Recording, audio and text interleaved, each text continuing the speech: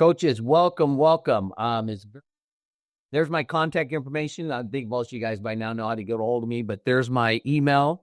If you have any kind of techno problems, just shoot me a quick text message and we'll take care of it. If you want this PowerPoint, just email me and I'll send it over to you.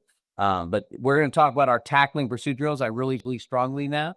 I think defensively, I believe this. I've been a head coach this is my 20 years head coach. I've been coaching varsity football for 30. Your number one thing is get the kids line up right. Get them to line up right? And then it's alignment and assignment. They got enough to do. Then there's all the technique, right? A lot of coaching goes into the third step, right? The ball snap, now there's reads and techniques. But then you've got to have great pursuit, and you got to know how to tackle when you get there. So the beginning and the end, I think, are really important, right? Get in the line up and make sure they pursue and know how to tackle the ball carrier when they get there. You can have the greatest scheme drawn up, and if they miss the tackle, it's all out the window, right?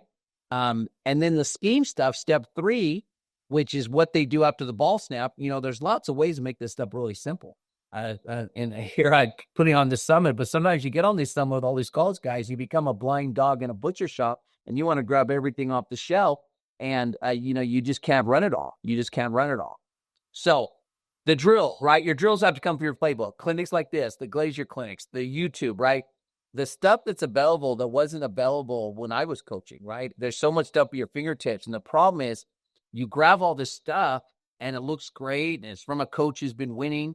And what happens, you have a bunch of drills, and the drills are really good drills, but it doesn't specifically teach what you're asking in your playbook, right? If you're going to teach zone cutters, then only put in drills that teach zone turns and back cuttles. If you're going to be a man team, then only do drills for that. If your D linemen are going to shoot gaps and go, then you need a lot of rips and swims. If you're going to be, you're going to kind of scan the offensive lineman up and read, then you need drills for that. If your linebackers are going to read offensive linemen, that's what my linebackers do. I've got a college coach coming in on Saturday.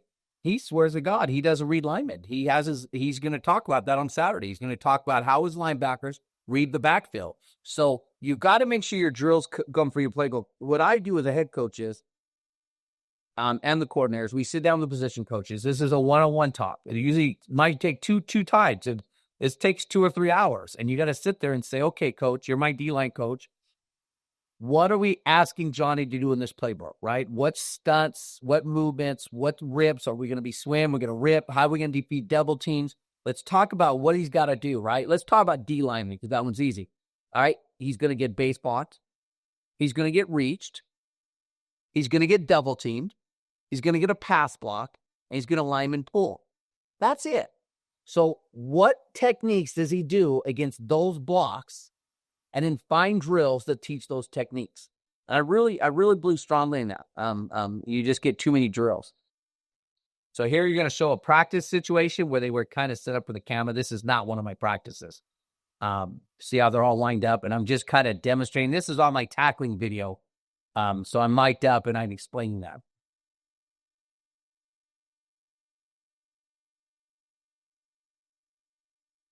You should be getting to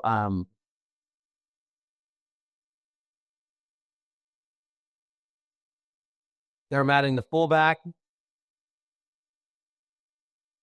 There we go. And you're going to get a video of us doing a pregame in the end zone.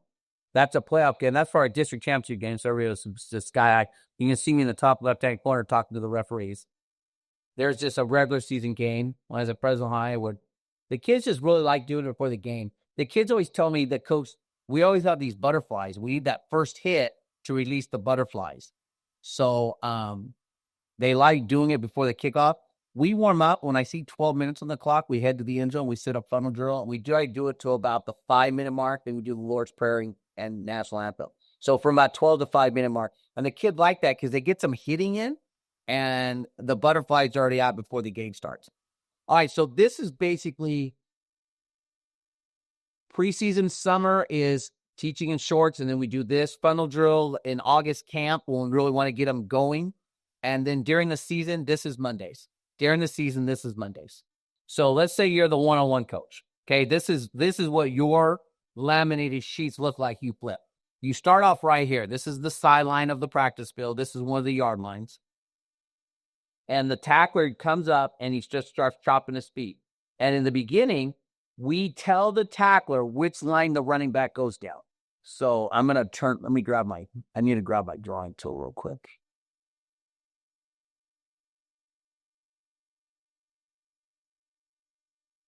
Okay. So we tell him he can go down this line or he can go down this line. And the tackler knows which line he's going to go down. The next day these kids come, you tell the running back, okay, pick a line, but no moves. And the tackler doesn't know which line you're going to go down. So this is profile tackling. On their breakdown, and then boom, give me helmet cross.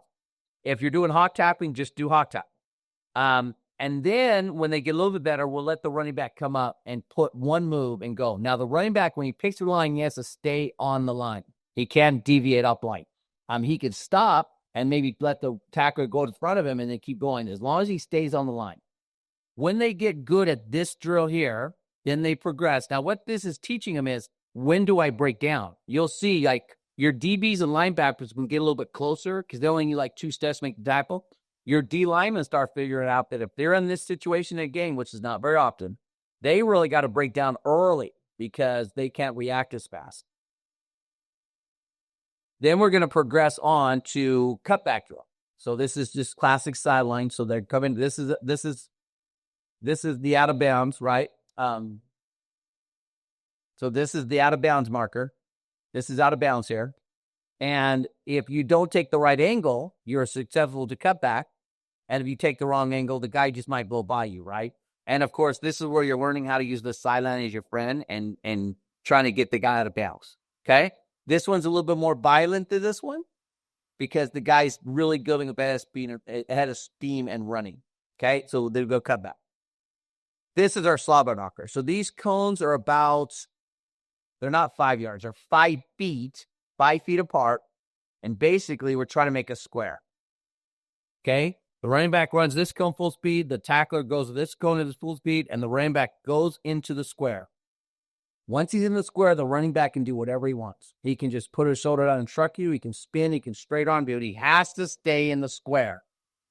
The defense linemen love this, right? Because they get to put all their matting moves on and fulfill that dream of being a running back. But this is a slobber knocker. Now, we always teach stud tempo, and none of these drills that I'm talking about in this clinic will we take the guy to the ground. So this is stud tempo. We're going to try to hold him up, but this is getting after him. So you definitely want to wait. Don't go to this one until you're sure those kids that rotated to you are ready. Like they know helmet placement, they know how to bite the ball, they know how to get low, they got to arch back, and you're going to have safety. If you were asked to do turnovers, right? If you were asked to do turnovers, your turnover drill at this station is scoop and score, the classic scoop and score, okay?